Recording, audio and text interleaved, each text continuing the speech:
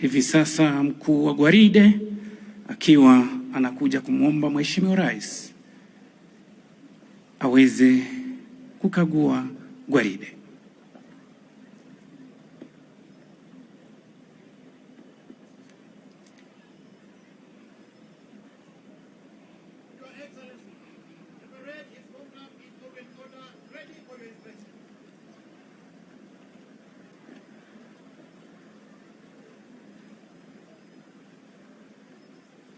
Welcome, Your Excellency.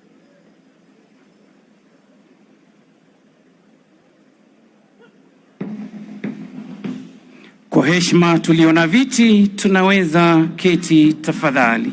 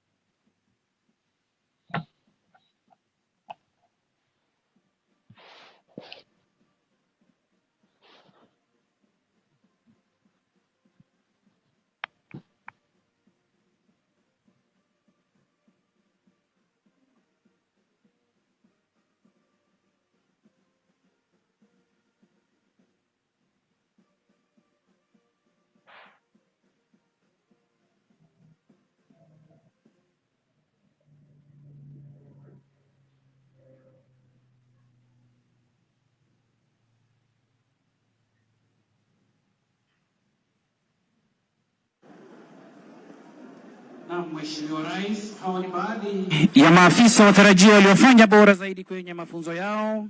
Wataweza kuja mbele yako Mheshimiwa Rais kwa minajili ya kuweza kutuzwa. Chambilecho wasemi wa mithili ya jadi, chanda chema huvikwa pete.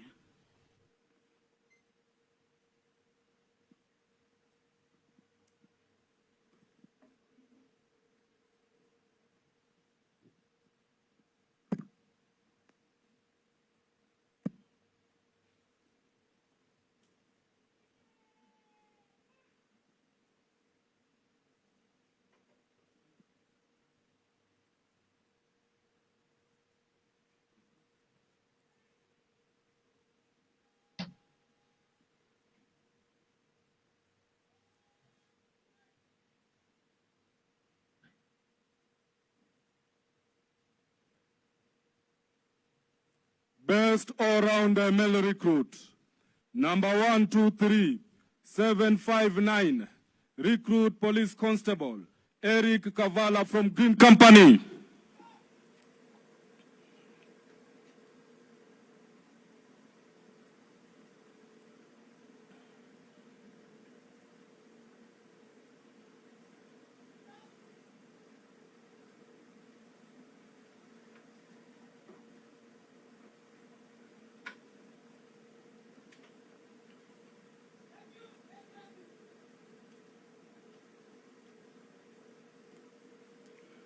Best all-round female recruit, number 123, 666, recruit police constable woman, Dorcas Chemngeno from Red Company.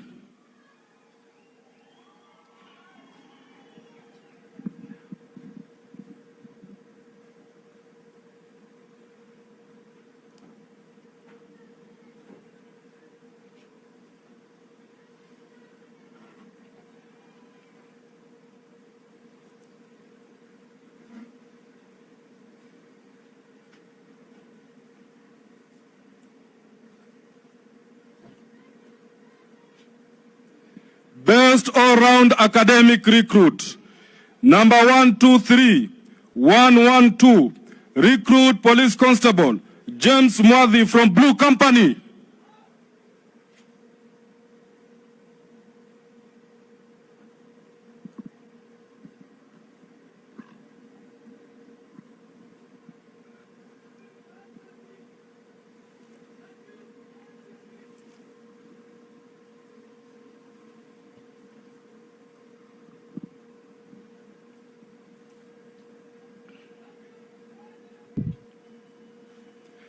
World's best shot, number 122-811, recruit police constable Leonard Maritim, who scored 49 out of 50 points from Yellow Company. Na Mheshimiwa Rais, huyu ndiye afisa mtarajiwa aliyefanya bora zaidi kwenye masuala ya ulengaji shabaha. Mwanzo kabisa ataweza kutundikwa ile beji ya mlengaji shabaha hodari, hali maarufu the marksman's badge. Kisha ikimridhia Mheshimiwa Rais ataweza kumtunuku afisa huyu mtarajiwa.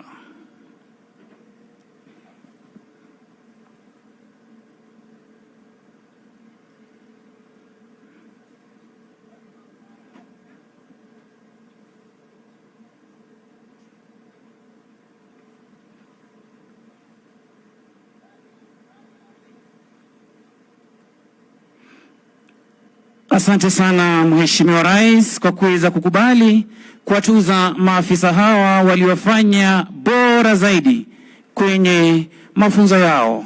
Ama kweli sisi tunasema shukran.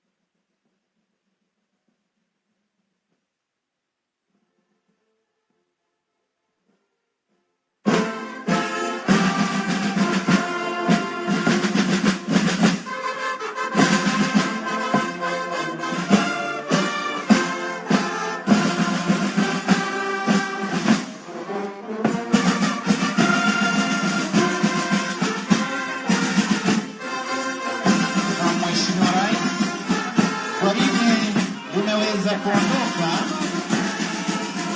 mwendo ukiwa ni wa polepole. Mbele ya gwaride ni bendi zetu za mseto, bendi za huduma ya kitaifa ya polisi,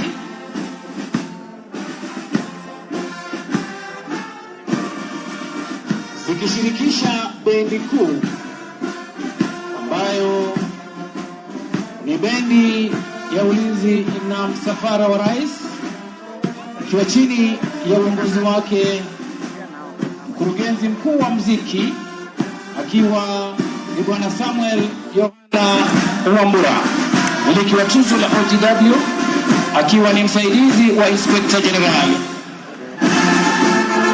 Bendi ya kikosi cha GSU iko chini ya uongozi wake Chief Inspector Samuel Urengo wa Masika. Bendi hizi Mheshimiwa Rais, siku ya leo ziko chini ya uongozi wake naibu mkurugenzi wa muziki kwenye bendi kuu ambaye ni Bwana Felix Mrashui, akiwa ni mratibu mwandamizi Senior Drum Major akiwa ni Sergeant James Murage, akisaidiwa na Kopro Paulo Elim, Kopro Halima Molu, Kopro Geoffrey Bet pamoja na Constable Evans Mwaniki.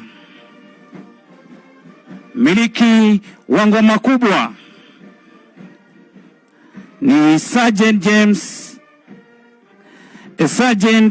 Richard Moya, akiwa naye Constable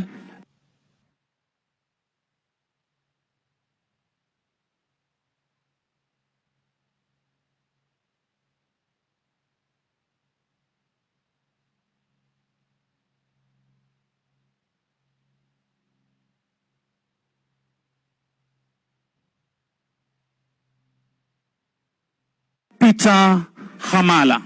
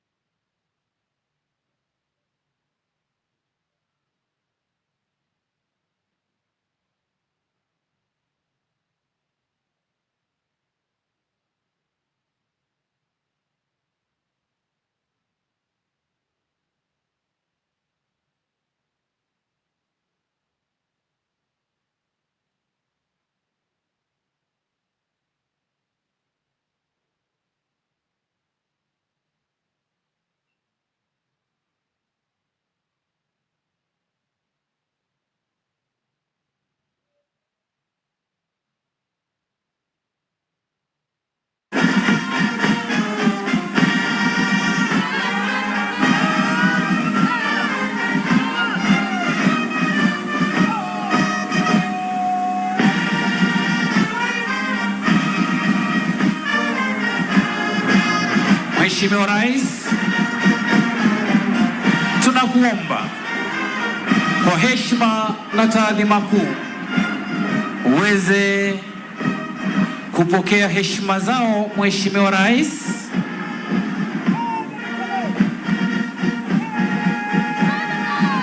wakiwa wanaongozwa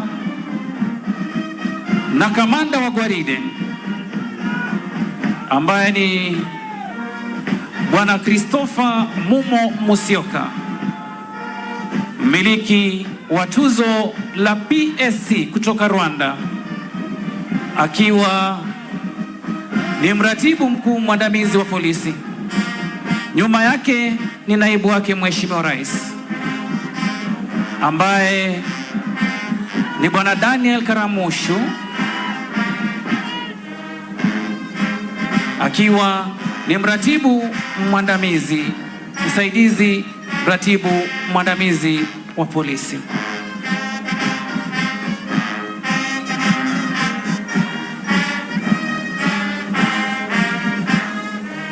Kutufungulia kwa vikundi Mheshimiwa Rais ni kikundi cha kwanza chini ya uongozi wake Chief Inspector Hezron Ndege, akisaidiwa na Sergeant Civic Sitati. Mwelekezi wa upande wa kulia ni Corporal Sylvester Owino.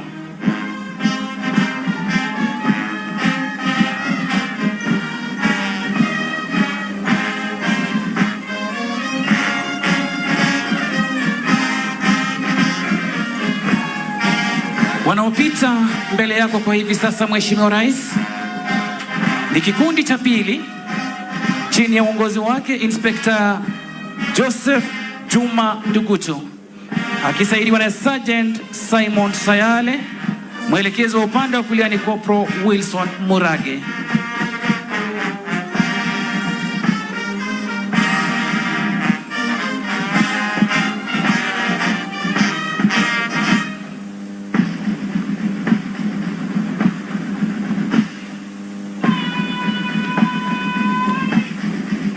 Hivi sasa Mheshimiwa Rais, nizamu ya kikundi cha 3 chini ya uongozi wake Inspector Boniface Wesonga Makwari, akisaidiwa na Sergeant Frederick Makuk. Mwelekezi wa upande wa kulia ni Corporal Silas Sore.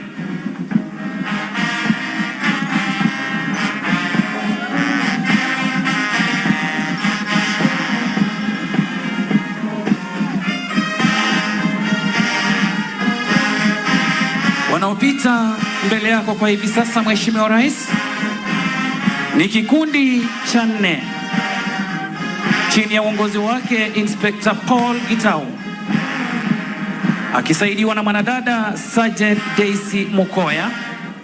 Mwelekezi wa upande wa kulia ni Corporal Siginola Leonard Tanki.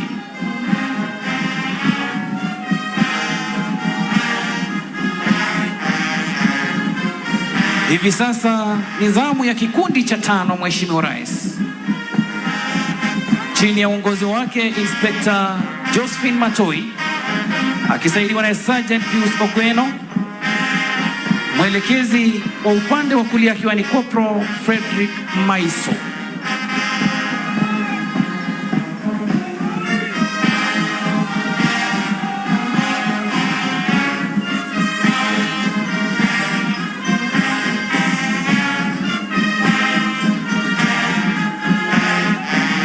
Zamu hivi sasa Mheshimiwa Rais ni ya kikundi cha 6 chini ya uongozi wake Chief Inspector Flavian Ndeto Nzili, akisaidiwa na Sergeant Dickson Zambo. Mwelekezi wa upande wa kulia ni Corporal Petronila Wachia.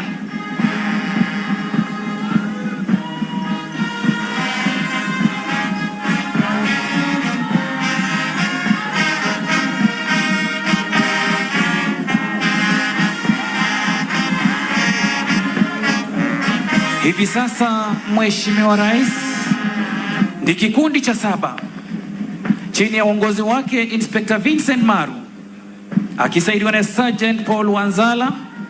Mwelekezi wa upande wa kulia ni Corporal Joel Okindo.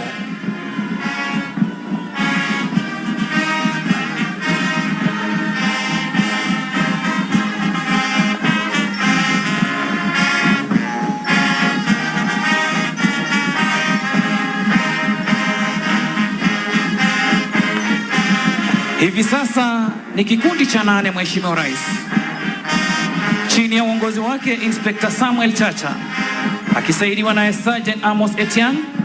Mwelekezi wa upande wa kulia akiwa ni Corporal Dennis Asige.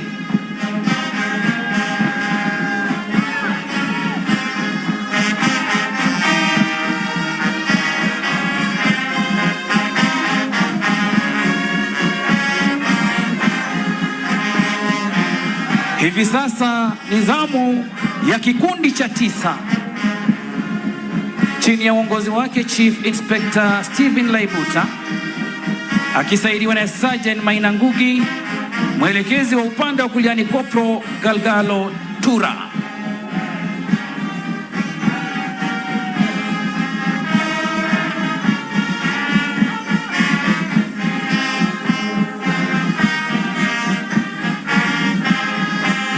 Zamu ya kikundi cha 10 Mheshimiwa Rais, chini ya uongozi wake Inspector Duncan Ondigo, akisaidiwa na Sergeant Camillus Ochieng. Mwelekezi wa upande wa kulia akiwa ni Corporal Siginola Philip Yegon.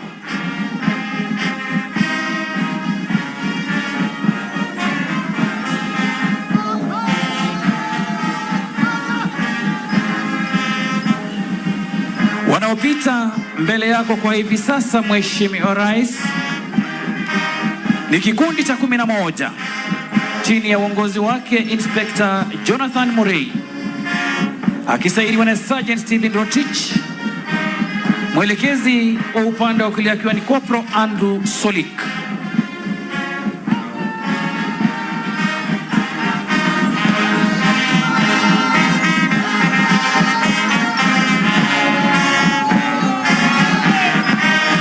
Mheshimiwa Rais, hivi sasa wanaopita mbele yako ni kikundi cha 12 chini ya uongozi wake Inspector Julieta Arono akisaidiwa na Sergeant Rumbangala. Mwelekezi wa upande wa kulia ni Corporal Simon Ouma.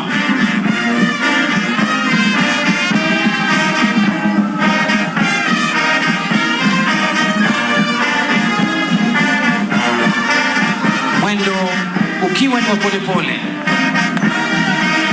Hivi sasa Mheshimiwa Rais, wanaopita mbele yako ni kikundi cha 14 chini ya uongozi wake Inspector Geoffrey Ogaki akisaidiwa na Sergeant Timothy Atich. Mwelekezi wa upande wa kulia ni Corporal Esther Okila.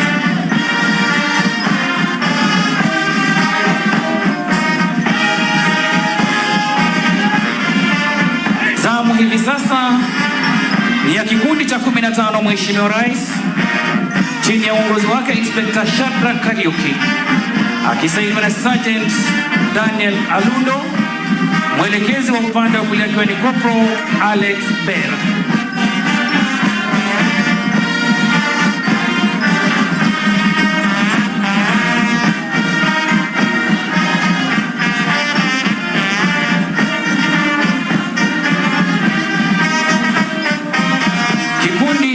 Cha 16 Mheshimiwa Rais chini ya uongozi wake Inspector Thomas Chelimo akisaidiwa na Sergeant Enoch Okwako. Mwelekezi wa upande wa kulia ni Corporal Michael Otieno.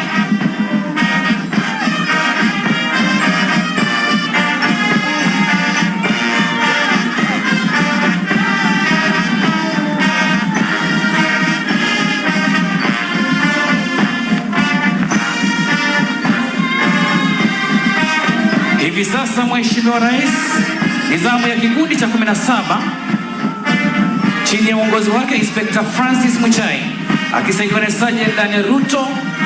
Mwelekezi wa upande wa kulia ni Corporal Edwin Wanjala.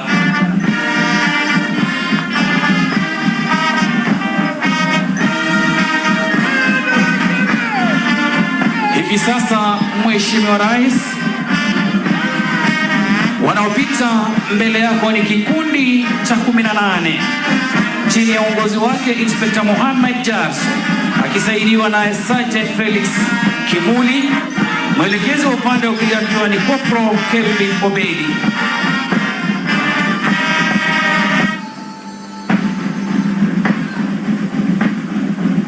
Wanafuatwa na kikundi cha 19 Mheshimiwa Rais chini ya uongozi wake Inspector Hilary Cheso akisaidiwa na Sergeant David Kirui. Mwelekezi wa upande wa kulia ni Corporal Siginola Peter Kamau.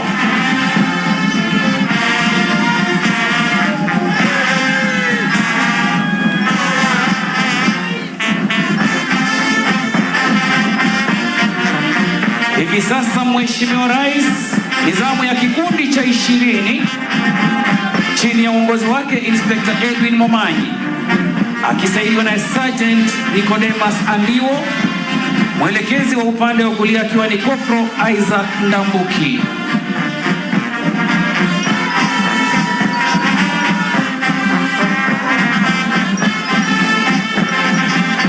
Zamu ni ya kikundi cha 21 hivi sasa Mheshimiwa Rais.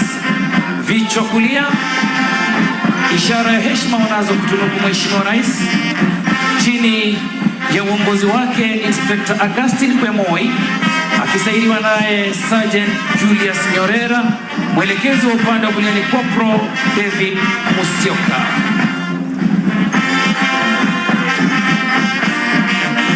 Zamu ya kikundi cha 22 Mheshimiwa Rais chini ya uongozi wake Inspector number 23 squad chini ya uongozi wake Inspector Peter Mshemi akisaidiwa naye Sergeant Evan Akala. Mwelekezo upande wa kulia ndio wanawapita mbele yako kwa hivi sasa, chini ya uongozi wake Inspector Peter Kamwiro akisaidiwa na Sergeant Bernard Kimayo.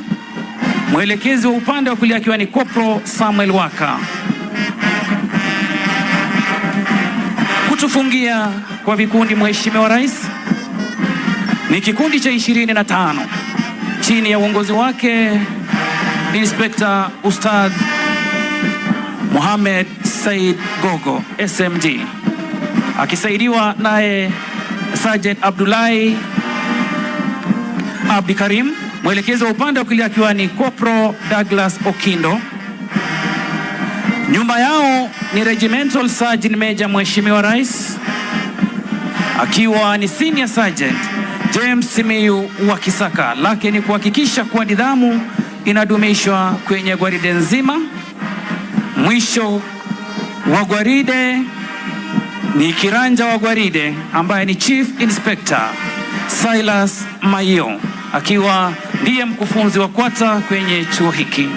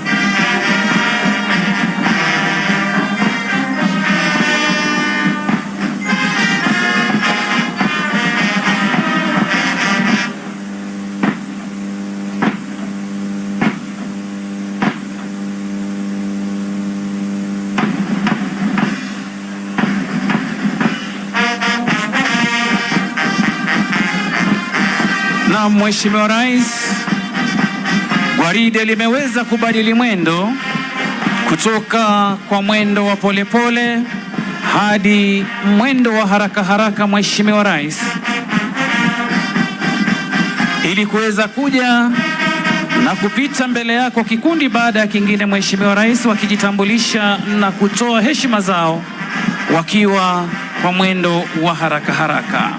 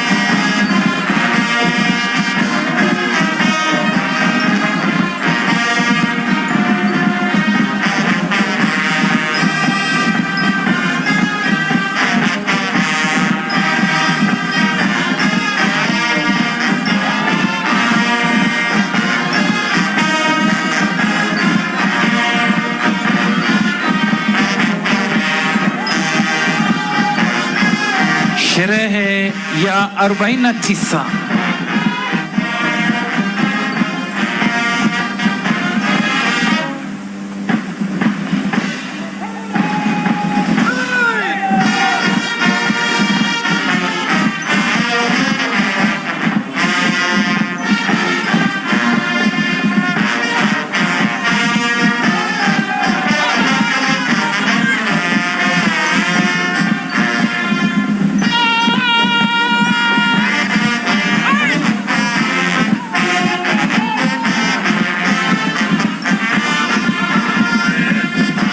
Mheshimiwa Rais,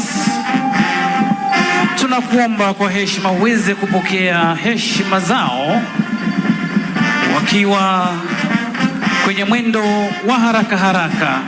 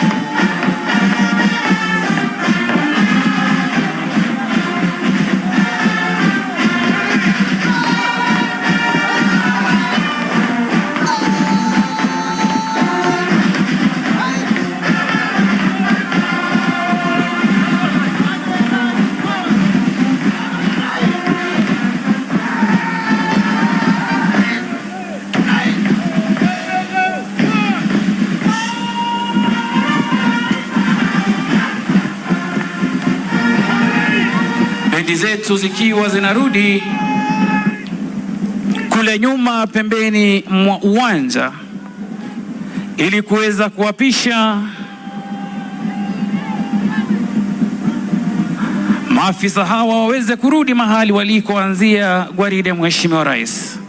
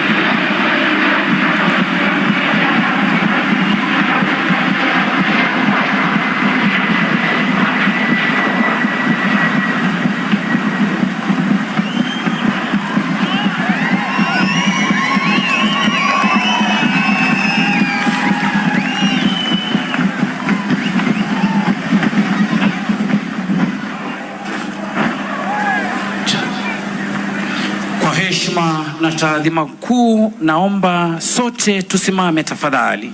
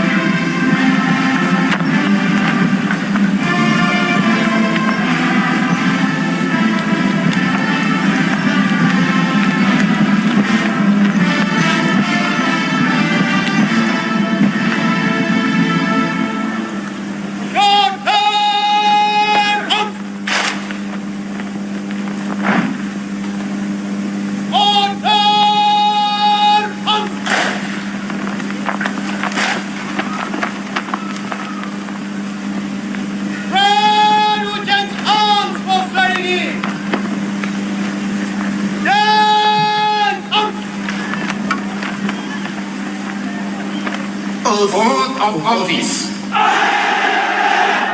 Do swear that I will be faithful and bear true allegiance to the Constitution and the President of Kenya during my service in the Kenya Police, without favor or affection, malice or ill will, that I will at all times do my utmost to preserve the peace and to prevent offenses against the peace, that while I shall continue to hold the said office to the best of my skill and knowledge, will discharge all duties thereof faithfully according to law, and I will subject myself to the Constitution,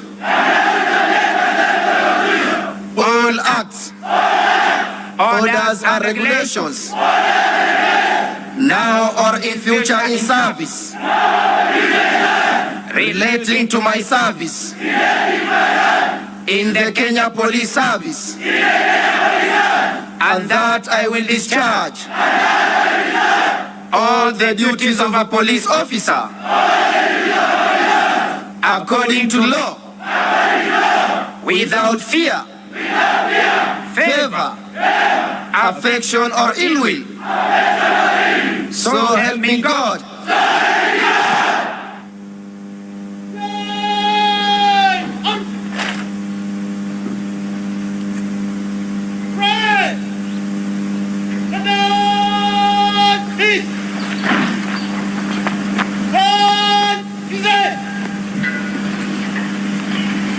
Mheshimiwa Rais wa Jamhuri Tukufu ya Kenya, ambaye pia ni Amiri Jeshi Mkuu wa majeshi yetu ya ulinzi hapa nchini, Daktari William Samoei Ruto, Waziri wa Masuala ya Ndani na Utawala wa Nchi, Profesa Kithure Kindiki, makatibu mlioko hapa, Inspector Generali Huduma ya Kitaifa ya Polisi Mhandisi Jafeth Koome, wakuu wa vyombo vya ulinzi na usalama mlioko hapa, kwa ruhusa yako Mheshimiwa Rais, ni kuombe niweze kumwalika Naibu Inspector Generali Huduma ya Polisi Bwana Edward Mbugwa ili aweze kuendelea na ratiba ambayo imesalia. Welcome sir. Your Excellency Dr. William Samoei Ruto, President of the Republic of Kenya and Commander-in-Chief of the Defense Forces, the Cabinet Secretary, Minister of Interior and National Administration, Professor Kithure Kindiki, the Principal Secretary, Ministry of Interior, the Chairman and the Commissioners of the National Police Service Commission, the Inspector General, National Police Service, Engineer Jabeth Kome, all service commanders present. I'm sorry, but there is His Excellency, the Governor of Nairobi City County, Honorable Sakanja, all invited guests, the parents, the passing out recruits. Today we are privileged to have the guest of honor, our President, to witness and review the parade of 991 recruits who are passing out today. Your Excellency, 1,000 civilians assembled here as recruits, and due to one cause or the other, they have managed to finish 999, composed of 888 men and 103 police women. Sir, we have had a chance of reviewing this parade several times, myself, the IG, and even the commandant, and we are well convinced that these officers are well trained and they are ready to take positions in their respective companies. Sir, I can assure you that even having 991 policemen passing out today, we are not going to create an additional company. These officers are going to replace the officers who have gone out due to natural attrition, and we require even more officers to be employed in all our training institutions. Without saying much, sir, I wish to request the Inspector General National Police Service to come and take over the program, the rest of the program. Thank you, Your Excellency.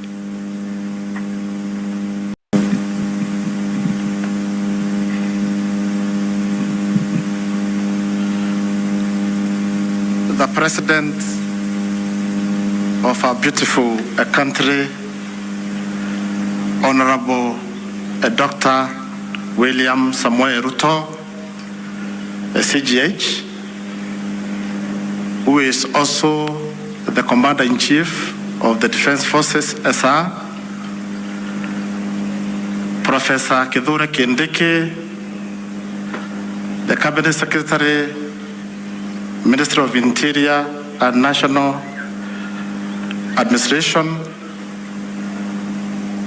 Governor wa jiji letu la Nairobi, Honorable Sakaja, permanent secretaries with us this morning, the Chairperson, National Police Service Commission, Commissioners of the National Police Service Commission, service commanders, representative of the CDF, the senior government officials present this morning, fellow police officers, wananchi waheshimiwa, graduates, Mheshimiwa Rais, kwa niaba ya kikosi cha National Police Service, tuko na furaha sana na tunakushukuru Your Excellency. Umekuwa na sisi hizo siku tatu, tulianza na Kiganjo, tukashinda na wewe kule. Jana tulikuwa na wewe kwa campus A, leo tuko campus B. Your Excellency, that is a morale booster. It is a motivation to the members of the National Police Service. Once more, Your Excellency, twasema shukurani. Mheshimiwa Rais, na kuhakikishia members of the National Police Service, they love their country. I have patriotic officers under me ambao wako tayari kulinda nchi yao, kuchunga mali yetu, kulinda wananchi na mali yao. We are committed towards doing exactly that, and as a voice said, without fear or favor. Your Excellency, Ijumatatu nilishinda hapa, tulizungumza nao maofisa, tulizungumza mambo mengi na nikawaeleza vile umetuamuru kama service commanders. Umetueleza kile wewe unataka, utaki kuona kabisa ofisa yeyote wa polisi anaingia kwa siasa. Hayo nimewaeleza. Unataka wawe professional police officers kulingana na katiba ya nchi. Siasa wakae mbali. Umetueleza ya kwamba tuhudumia wananchi bila kupendelea. Kama ni tusiangalie mambo ya kabila, tusiangalie mlengo wa siasa, tusiangalie kama ni tajiri ama ni mtu mdogo, lakini tufanyie kila mwananchi haki. Haya ni mambo nimewaeleza. You've always stated clearly ya kwamba unataka tuwe waaminifu. We must be honest to our people. We must serve. Your Excellency, you've always stated clearly, utaki hata shilingi moja ambaye umepeana kwa kikosi cha polisi iibiwe ama iende kwa njia nyingine, na kuhakikishia ile support umetupatia, tutatia bidii na kuhakikisha tunalinda mali yote ya nchi hii pamoja na ile natupea kama vifaa vya kazi. Tutalinda kabisa. Your Excellency, without any further much ado, as I've stated, I've been here on occasions to talk to these officers. Ours is to assure you we shall be loyal to your government as expected of us by the constitution of this country. Your Excellency, it is now my humble duty to welcome Waziri, welcome Professor Kindiki. Karibu sana Waziri. Thank you, Your Excellency.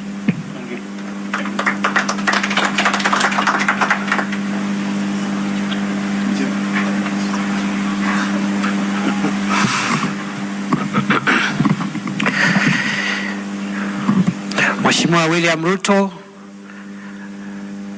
Rais wa Jamhuri ya Kenya na Amiri Jeshi wa vikosi vya ulinzi, Inspector Generali wa polisi Engineer Japhet Kome na makamanda wote katika vitengo mbalimbali vya idara ya polisi ya taifa, makatibu wa wizara walio hapa, mstahiki gavana wa jiji la Nairobi Mheshimiwa Sakaja, maofisa wakuu wa serikali walio hapa, mwenyekiti wa tume huru ya huduma ya polisi, mwakilishi wa Chief of the Defense Forces na wale wote ambao wako hapa wakiwemo viongozi wa tabaka mbalimbali, wananchi, wazazi, marafiki, mahafala wa siku ya leo. Mheshimiwa Rais, kwa ruhusa yako, kwa sababu umetuagiza katika Wizara ya Usalama wa Ndani na Utawala wa Nchi ya kwamba tuunge mkono na tupatie kipaumbele mwelekeo wako wa kuboresha mazingira kupitia upanzi wa miti katika sehemu zote za Jamhuri ya Kenya likiwemo jiji la Nairobi. Kwa ruhusa yako, naomba uniruhusu kwa dakika moja ama mbili nimwalike gavana wa jiji la Nairobi mstahiki Johnson Sakaja aseme jambo moja ama mbili vile tutashirikiana sisi kama wizara na huduma ya polisi na serikali ya kaunti ya Nairobi katika mambo ya kuboresha mazingira katika jiji la Nairobi. Karibu Mheshimiwa Governor. Asante sana. Your Excellency, the President of the Republic of Kenya and the Commander-in-Chief of the Defense Forces, Waziri wa Interior, Professor Kithure Kindiki, the Inspector General of Police and all service commanders, na pia wale ambao wamejiunga leo na kikosi cha GSU na familia zenu, hamjambo. Good morning. This indeed is a very exciting day, Your Excellency, for many families, because standing before you is their hope. Many have invested from across the country in these young people who today are passing out. Your Excellency, mine is just to wish them well, to wish them all the best, and to wish them the diligence to serve our people with dignity. As the Cabinet Secretary has mentioned, as the County of Nairobi, we are very proud that we've been able to partner very closely with the Inspector General of Police and the Regional Commander, Mr. Bungei, to restore order and sanity in Nairobi County. Your Excellency, you will remember, just after the election, Nairobi County faced a lot of disorder. Crime had shot up. We had a lot of cases of muggings, but working closely with the National Police Service through the leadership of our new Inspector General, I'm sure you have noted that those cases and incidences have gone down. Tunakushukuru sana Rais kwa sababu ni wewe ambaye ulitupa ruhusa kufanya kazi pamoja. Hapo mbeleni county governments hazikuwa zinafanya kwa umoja au kwa ukaribu na police service. Na hiyo ndio njia ambayo umetufunza ya kwamba serikali ni moja. Serikali ya kitaifa na serikali zetu za county ni muhimu tuweze kufanya kazi pamoja, kwa sababu tunahudumia na kuwatumikia Wakenya na wananchi moja ambao wametuchagua na ambao wameweka matumaini mengi. Ya pili, Your Excellency, ulituamrisha na tumekubaliana na wewe ya kwamba lazima tupande miti katika county ya Nairobi na pia katika county zetu zote. You gave us a very ambitious target yesterday of 10 million trees. Tulifikiri tulikuwa tumepanga vizuri sana na KFS ya kupanda miti kama milioni 2, lakini we up to the task. Tumezungumza na waziri na pia commandant wa AP wa hapa GSU, tumezungumza na PS wa correctional facilities watusaidie na prisons, na vijana wetu wa Nairobi ambao tutajumuisha kama 10,000 hivi. We are not going to just plant trees. We will plant trees, maintain trees and green the city of Nairobi. Hiyo pia itasaidia vijana wetu kupata kitu ya kufanya ambao ina manufaa na ambao inaonekana. Your Excellency, thank you so much for that opportunity. Ya mwisho zaidi nikimaliza ni ya kwamba kuna mambo mengi ambayo tunafanya pamoja na wewe na pamoja na serikali ya kuu kuhakikisha kwamba tunarudisha mpangilio ambao unafaa katika jiji letu la Nairobi na pia katika taifa letu. Ningesihi vikosi vyetu, polisi wetu, inspectorate officers wetu, tunapoenda kwa wananchi wetu tuwape hadhi na heshima ambayo wanastahili. Let us serve these people with dignity, because Your Excellency, our aim is to make Nairobi County a city of order, a city of dignity, so that we can provide hope and opportunities for our people. Hongera sana recruits wetu and new officers, and may God bless you. Thank you, Excellency.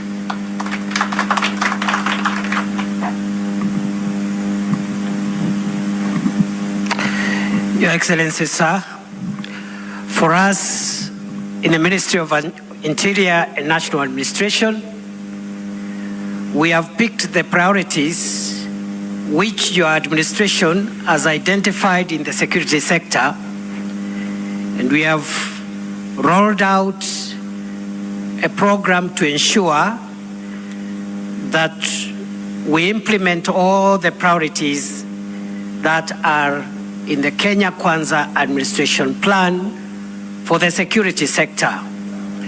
And the main ones being, Your Excellency, security sector institutional reforms, which we are picking up extremely rapidly to ensure we reform all the institutions and agencies in the security sector, including the National Police Service, the Kenya Prison Service, the National Government Administration, and all the other agencies that are critical to the realization of a safe and secure country.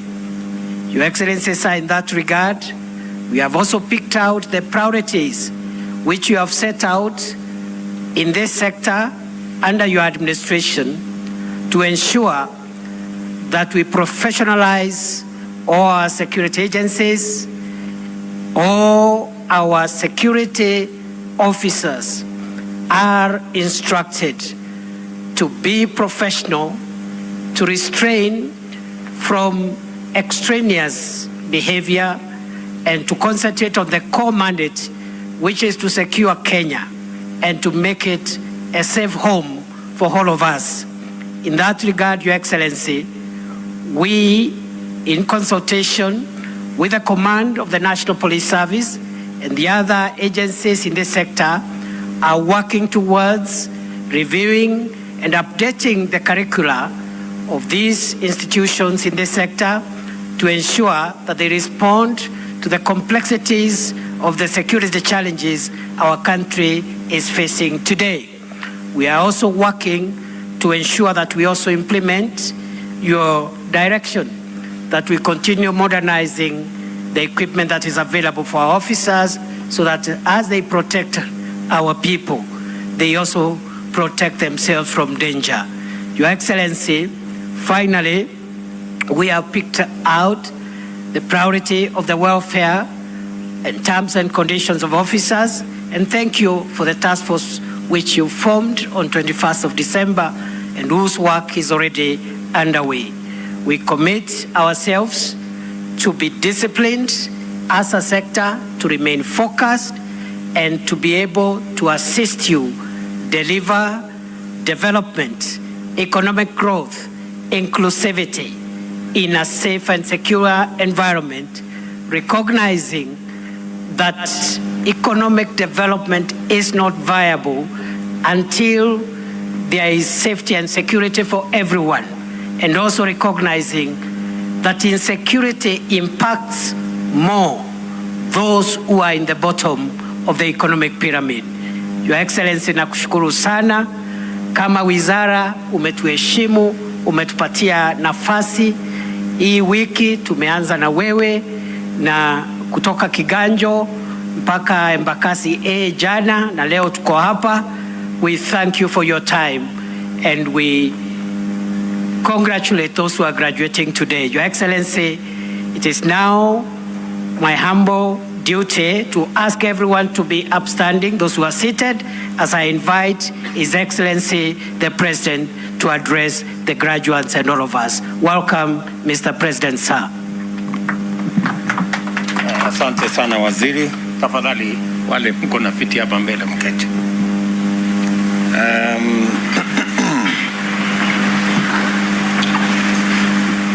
Waziri wetu wa mambo ya usalama Profesa Kithure Kindiki, makatibu wote walio hapa wanaofanya kazi katika wizara hiyo, Inspector General of Police, our DIGs, senior police officers, family and friends of graduates, and my very dear graduates, good morning. I join you in celebrating this moment when we witness the passing out of General Service Unit recruits. This is a day of tremendous pride and joy for the graduating officers, their families, as well as the National Police Service College community here in Embakasi and the people of Kenya at large. The graduates assembled here before us have satisfied the college that after qualifying for admission, they demonstrated the necessary knowledge, skill, patriotism, courage, and discipline to join the General Service Unit. Therefore, we can safely conclude that these officers meet very high standards of every quality required to become part of a well-known institution with a consistent history of reliability, excellence, and discipline. This is no mean achievement, and it must be acknowledged and appreciated. I congratulate, therefore, each and every one of you for this lifetime achievement. Congratulations and my very best wishes as you get on to do what you have been trained to do and serve the people of Kenya. From this day, you are the ambassadors of the National Police Service, tasked with giving a good example and a good account to Kenyans wherever you go, and living up to the highest ideals of policing as a noble profession, a high calling, and an essential service to the people of Kenya. You have been deliberately and rigorously selected to represent the face of Kenya in its glorious diversity, and trained together to become a cohesive cohort of brothers and sisters to be deployed to any part of our country, and you will be expected to serve all Kenyans selflessly, fairly, with integrity, without any discrimination whatsoever. As a new generation of Kenyans and of police officers, you are tasked with doing much more to promote national cohesion and to completely eradicate tribal and other forms of discrimination, both among yourselves and whenever and wherever you come in contact with civilians. As I have told you and told your colleagues earlier in the last 2 days, the new policing paradigm that the government is promoting demands of you to apply yourselves to your work in an exemplary manner, that when law-abiding Kenyans see you, they see hope, they see relief, safety, and a solution to their security challenges. On the other hand, when criminals and antisocial elements see you, they should immediately regret their actions and go ahead to respect our people, their interests, their property, and all national institutions.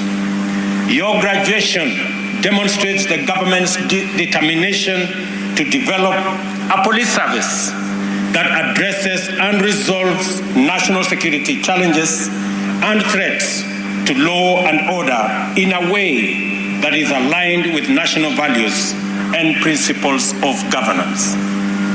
This occasion is also evident that we are attuned to the complexity, dynamism, and magnitude of policing environment.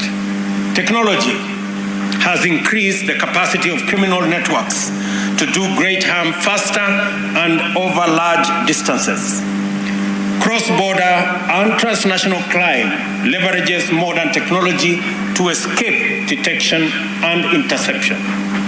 Resources, technologies, and information are shared across the world over digital infrastructures, and criminal actors can move with ease across international borders.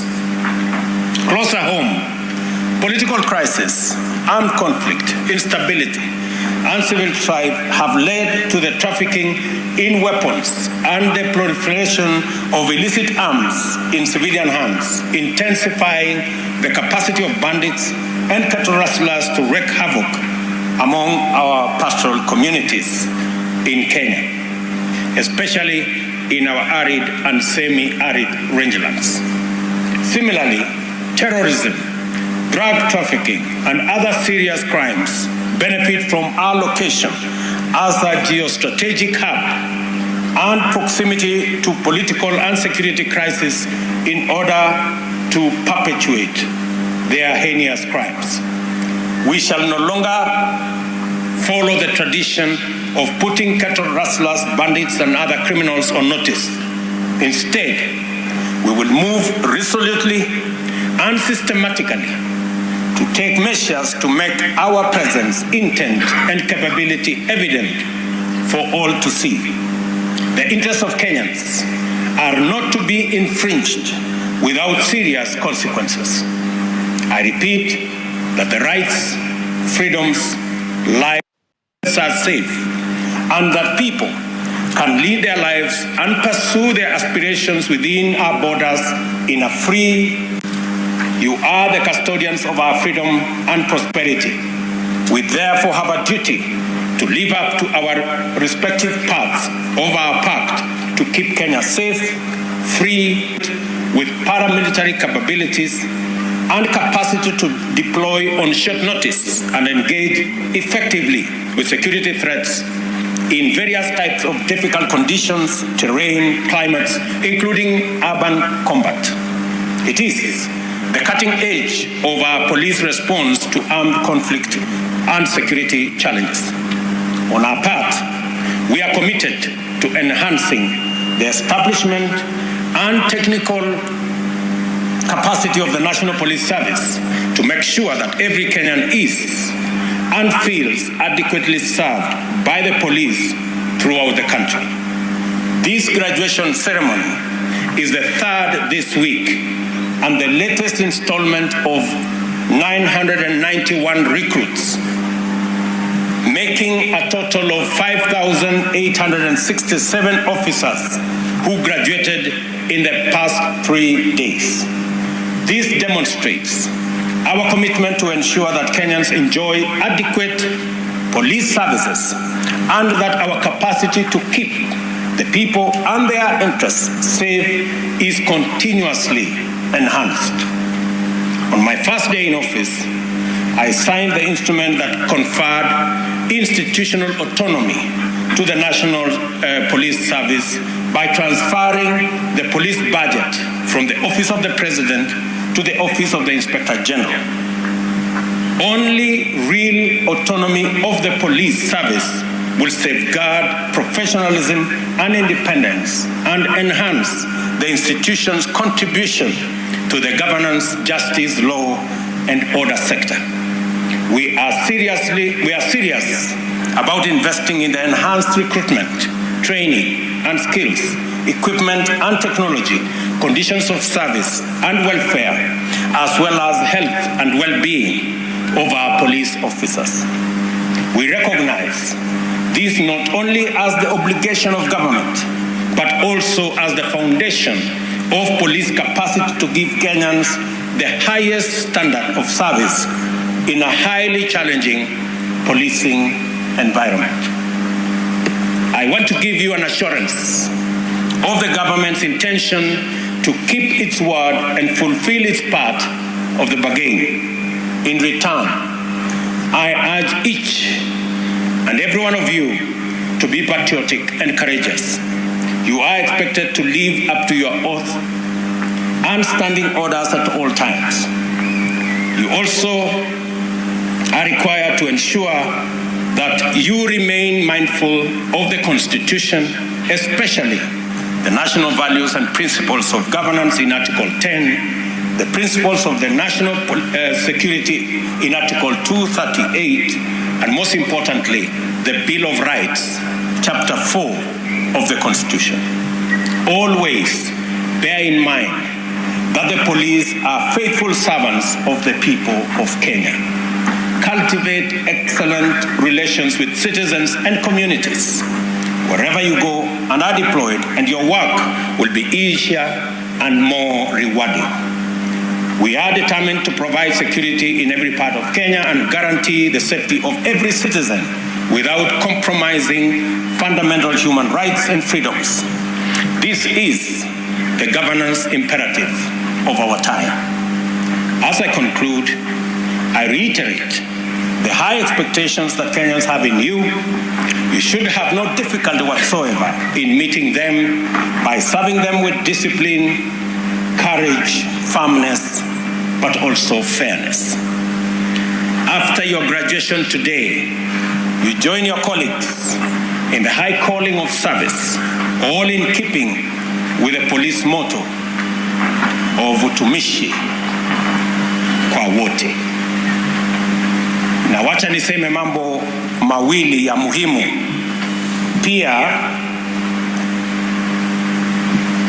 kwa hawa vijana ambao leo wanaungana na jeshi kubwa ya polisi wetu katika taifa letu la Kenya.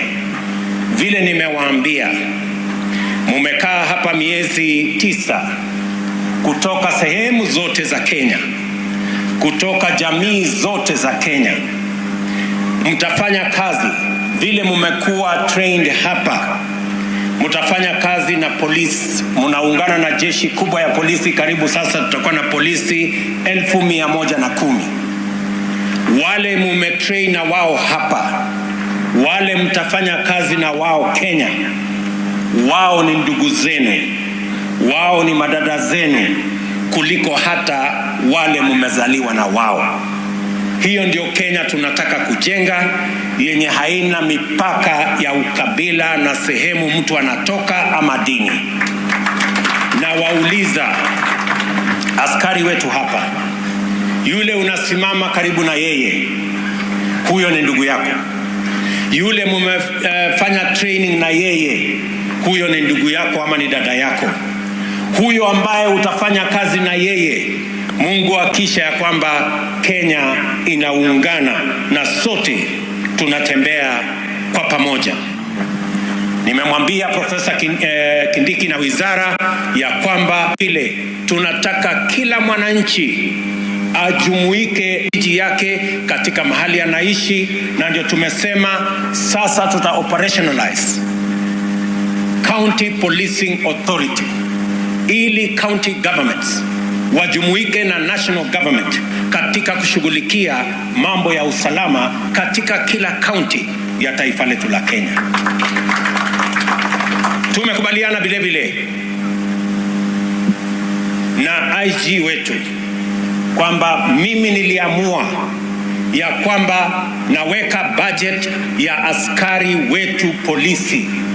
Nimetoa kutoka ofisi ya rais, mahali kuna wanasiasa wengi, na nikasema nipeleke katika Inspector General, ofisi ya Inspector General, ili budget ya polisi isitumike kwa mambo ya kisiasa. Na ndio nimesema mimi nataka askari wetu wa polisi wafanye kazi ya polisi, wachunge usalama, wachunge mali yetu, wachunge watoto wetu, wachunge biashara zetu.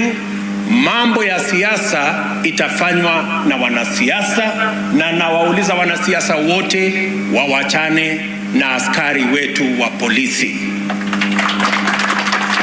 Kila mwanasiasa na mimi katika majukumu yangu ya kisiasa, tuko na watu wengi wa kutusaidia upande huo. Kila mwanasiasa atafutane na lobby group, atafutane na pressure group, atafutane na wale wa kufanya mambo ya siasa. Hawa askari hawako na nafasi ya kufanya siasa, kazi yao ni kuchunga usalama wa taifa letu la Kenya. Na hivyo vile nilitoa budget ya polisi kutoka ofisi ya rais nikapeleka katika ofisi ya Inspector General, si kupeleka hiyo pesa huko iende ikaibiwa na matapeli na wakora na mabroka. Mimi nataka niwaambie waziwazi mapema ya kwamba hatutaruhusu pesa ya security itumiwe ama iibiwe na mabroka kwa sababu imepelekwa katika ofisi ya Inspector General.